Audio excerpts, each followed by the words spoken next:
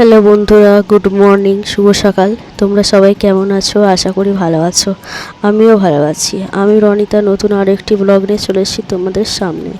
তো এখন বাজে হচ্ছে সকাল 6:30। তো ঘুম থেকে উঠে আমি এখানে ঝাঁট দিতে চলে এসেছি। তো অন্য সময় তো আমি হয় রান্না করি, তাই নয়তো কাপড় কাচি। এখান থেকে ব্লগটা স্টার্ট করি। তো আজকে ব্লগটা আমি এখান থেকে স্টার্ট করছি।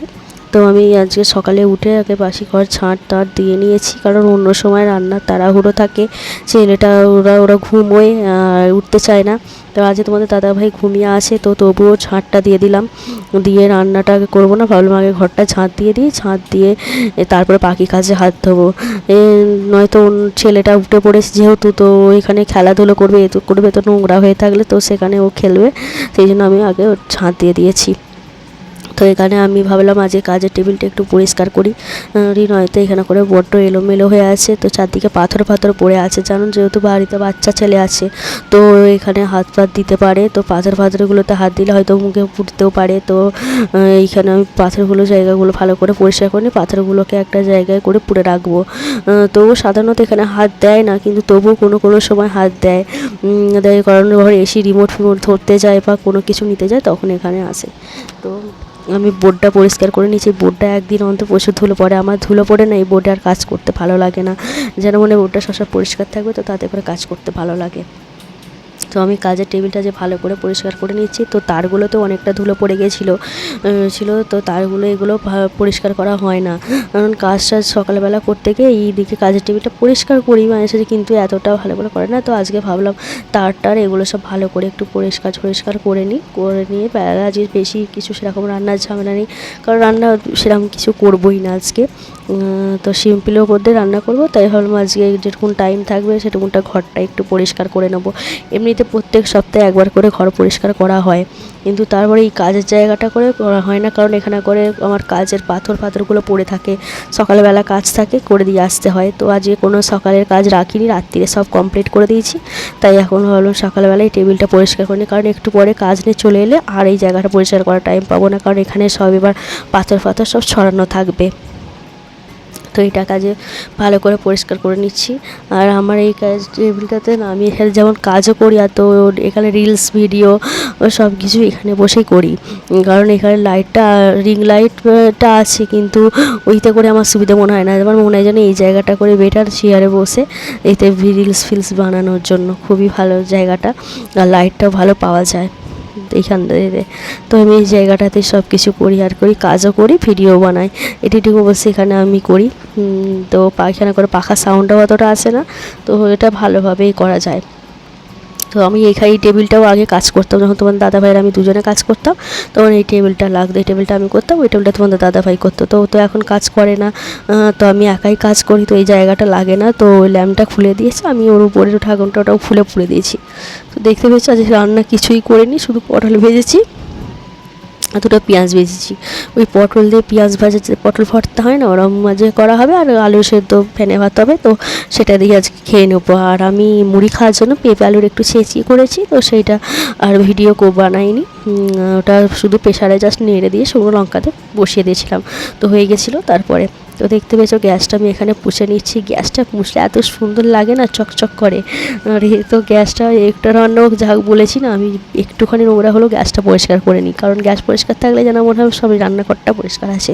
তো এখানে করে যেহেতু কুটি, আর এই মাটির সাথে না কুন্ডগুলো না একটু আলুগুলো তো জল থাকে, তো সেগুলোর মধ্যে লেগে যায়, তো এগুলো উঠতে চায় না। হ্যাঁ, 2 বা 3 বার ছাদ দিলে উঠে যাবে, তো আজকে আর ওঠে না, কামড়ে বসে থাকে জায়গাটাতে। তো যেরকম পাড়িয়ে করি, তাহলে তো এই হাতে করে পায়ে করে এরকম করে সরে দিতে হয়, কারণ এগুলো আরও কামড়ে বসে যাবে। তো যেহেতু জায়গাটা মাটিরে লেগে তো বসে যায়, তো আমি জায়গাটা ভালো করে পরিষ্কার করে নিচ্ছি। এখানে করে পরিষ্কার করে নিয়ে তারপরে বাকি সব কাজে হাত দেবো। তো আজ রান্নার কিচ্ছুই হয়নি, সেরকম কিছুই রান্না করিনি। তোমাদের দাদাভাই তো এখন খায় না, আমি আর আমার শাশুড়ি দুজনে খাই। তো দুজনের মতো কী এমন রান্না করব, কিছুই তো ভালো লাগে না খেতে। এবার রোজের তরকারি ডাল ভাত সেরকম ভালোও লাগে না যে রোজে করে খাবো। এবার তোমাদের দাদাভাই থাকলে একটা করলাম, ও খেলো, ঠিক আছে। তো দুজনের মতো সেরকম কিছু করি না, ভালো লাগে না। কোথায় একটু তরকারি ডাল মাঝে সাঝে ইচ্ছে গেলে, যখন খেতে ইচ্ছে যায় অনেক কিছুর আইটেম করি, আর যখন ইচ্ছে যায় না করি না। তো এখানে আলু ভাতে দেবে বলে মা দেখতে পেয়েছে আলুটা এখানে কুটতে বসে পড়েছে। আর আমার ছেলে তো শুধু ভাত খেতে চায় না, ওকে কটা পাঁপড় ভেজে দিয়েছি। আর আমাদের এই আলু ভাতে পটল ভাতে এগুলো দিয়ে খাওয়া হয়ে যাবে, বেশি কিছু লাগবে না। তো ওদিকে সব কাজ মিটিয়ে চলে এসেছি এখানে বিছানা গুছোতে। তো তোমাদের দাদাভাই উঠে পড়েছে, আর তাও এখন বেজে গেছে, দাদাভাই উঠেছে প্রায় 8:30টার সময়। তো এখন আমি ভাবলাম যে ঘরটা তো আমার ঝাঁটতে ফাঁটতে হয়ে গেছে, তো দাদাভাই উঠে গেছে, তো আমার ওদিকে রান্নাও কমপ্লিট হয়ে গেছে। আর আমি এখানে ভাবলাম বিছানা সব গুছিয়ে নেবো, কারণ বিছানাটা এলোমেলো হয়ে থাকলে না খুব যেন নোংরা লাগে। হঠাৎ করে কেউ এসে গেলে একটা কেমন লাগে যে বসতে বসতে দেওয়ার বিছানা গুছানো হয়নি কী ভাববে। তো কিন্তু ওরা তো বিছানা ছাড়তে চায় না, যার জন্য খুবই অসুবিধা হয়। তো এত বলি যে তাড়াতাড়ি একটু উঠে পড়ো, বিছানাটা গুছিয়ে নেবো, তো উঠতে চায় না, যেহেতু রাত্রিবেলা অনেকটা রাত্রিরে ফেরে, তা প্রায় 2টো বেজে যায় আসতে। তো দাদাভাই সুতার করতে 2:30 হয়ে যায়। তো তারপরে আর সকালবেলা উঠতে চায় না, সারা রাত জেগে। তো একটু বেলা করেই ঘরটা গুছানো হয়, সকাল সকাল তো হয় না, দাদাভাই উঠতে চায় না। আর একটা আমিও ভাবি যে থাক, অতটা রাত্রিরে ঘুমিয়েছে আর ডাকবো, তো ডাকি না, আমিও রাত পর্যন্ত জেগেই থাকি, দাদাভাই যতক্ষণ আসে না ততক্ষণ জেগেই থাকি। তো দেখেছো বিছানাটা গুছোলে কতটা পরিষ্কার লাগে ঘরটা। বিছানাটা এলোমেলো থাকলে না যেন মনে হয় পুরো ঘরটা এলোমেলো হয়ে আছে, নোংরা হয়ে আছে। তো ঘরটা বিছানাটা পরিষ্কার থাকলে ভালো লাগে। আর এই বিছানা যা আমার পরিষ্কার অনেকক্ষণ থাকবে তা না, কারণ আমার দুষ্টু ছেলে আছে বাড়িতে, এসেই নোংরা করে দেবে। তো কিছু বলার নেই, যেটুকুনটা থাকে আর কি পরিষ্কার। তো আমার বিছানা যে কতবার গুছোতে হয়, কতবার যে ছাড়তে হয় তার ঠিক নেই। তো আমি এখানে ঘরটা ঝেড়ে নিচ্ছি, দেখতে পাচ্ছ ধুলো সেরকম নেই, তবু একটু দেয়ালগুলো একটু বেশ হালকা হালকা করে ঝেড়ে নিই, একটু পরিষ্কার লাগে। এই যা ঝেড়ে নিয়েছি, ঝেড়ে নিচ্ছি হালকা হালকা করে, করে যেটুকুনটা ময়লা ধুলো আছে সেটা হয়ে যাবে। আর একবারে না পুরো ময়লা পড়ে গেলে না ঝাড়তে করতে খুবই কষ্ট হয়, একবারে করতে গেলে এটা খুবই হয়ে যায়, চাপ হয়ে যায় যে নোংরাগুলো বেশি পড়ে, তো খাটুনিটাও বেশি হয়।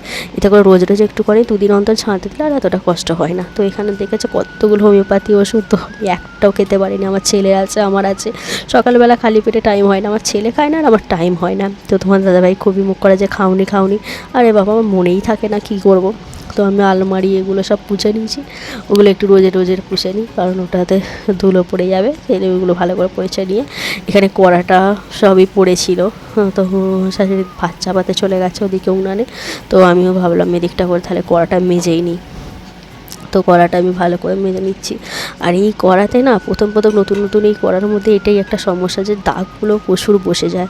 আর তেল একটুখানি গাদে গড়ালে না, কালকে পরোটা হয়েছিল রাত্রিবেলা, তো সেই তেলটা গাদে গড়িয়েছে, তো সেটা অনেকটা কামড়ে গেছে।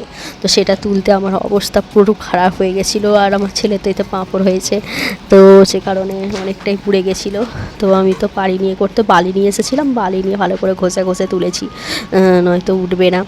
আগে নয়তো এমনিতেই তুলে ফেলি, অতটা বালি টালি নিই না, গায়ে যা ঝোড়াঝাড়তে করেই তুলে ফেলি, কিন্তু পারিনি আজকে তুলতে, আমার লেগেছিলো। আর সাবানের কৌটোটা অনেকটা ময়লা হয়েছিল, তো এটা পরিষ্কার থাকলে যেন মনে হয় পরিষ্কার আছে, এই ময়লা হয়ে থাকলে নোংরা হয়ে থাকলে না কেমন একটা দেখতে লাগে। তো আমি এটা মাঝে সাঝে একটু পরিষ্কার করে নিই, আমার শাশুড়ি করে না, কিন্তু আমার যেন এইটা যেন নোংরা হয়ে থাকলে ভালো লাগে না, মানে এটা ডিবেটা পরিষ্কার থাকলে একটু পরিষ্কার লাগবে। তো এটাকে আমি মাঝে সাঝে সাবান থাকে, এই ডিবেটাকে আমি পরিষ্কার করে নিই। তো আমার এখানে কাচাকুচিগুলো করে নিচ্ছি, এগুলো সব বোড়ানো ছিল, তো আমি এগুলো কেচে নিচ্ছি। তো আমার ছেলে এতবার আমাকে ফোন চালিয়ে দিতে বলছিল, আমি এখানে খুব রেগে গেছি, বকে দিচ্ছি যে তুই ফোনটা কেন এতবার আমাকে চাইলে দিতে বলছিস কাজের সময়। ওর ফোন চালাতে আমার অর্ধেক সময় চলে যায়। এখানে চলে এসেছি শুকুর দিতে, রোদটা তো দেখছি মোটামুটি হালকা ফুলকা করেছে, তো শুকোবে বলে মনে হয় না, কারণ আজকে আর শুকোবে না, এটা ভিতরেই দিতে হবে, শুকিয়ে তুলতে পারবো না, কারণ যা অবস্থা হয়ে আছে আকাশে জল আসতে পারে। তো জানি না কী হবে, জল আসবে কি না, তবুও বাইরে দিলাম, যেটুকুন জল ঝরবে শুকোবে, বাকিটা সব তুলে দেওয়া হবে দুপুরবেলা পর্যন্ত। তো এখন তো বৃষ্টি আসবে বলে মনে হয় না, তো বেশিরভাগ যে কদিন বৃষ্টি আসছে দুপুরের পরেই আসছে, তো তখন তুলে দেবো ভেতরে, যা শুকোবে রাত বিকেলবেলা তোলার জন্য অপেক্ষা করব না, কারণ ভিতরে বসে আমি কাজ করবো আর বৃষ্টি এলে আমি বুঝতে পারবো না, সেই জন্য আমি এগুলো সব ভিতরেই দিয়ে দেবো দুপুরবেলা। আর উপরে সিঁড়িতে উঠতে বারবার ভালোও লাগে না, শুকোবে না শুকোবে, পরের দিন শুকিয়ে গেলেও কোনো অসুবিধা নেই। তো আমি এখানে ঘরটা পুছে নিলাম, তো দেখতে পেয়েছি অনেকটা জল করে পুছেছি, তো একটু শুকোতে দেরি হবে বলে আর একবার ভিজে এতে শুকনো করে নাচাটাকে পুছে নিয়েছিলাম। তো এখানে আমি আমার ছেলে দুজনে চান করে চলে এসেছি। তো আমার ছেলে আমাকে আদর করছে মা করে, ধরো ওর একটা কিছু আবদার আছে আমাকে মেটাতে হবে। তো এবার ওকে খাইয়ে দেবো, ওর আবদার মেটাতে গেলে এখন চলবে না। তো আমি এখন ভিডিওটা এখানেই শেষ করবো। ততক্ষণ পর্যন্ত টাটা।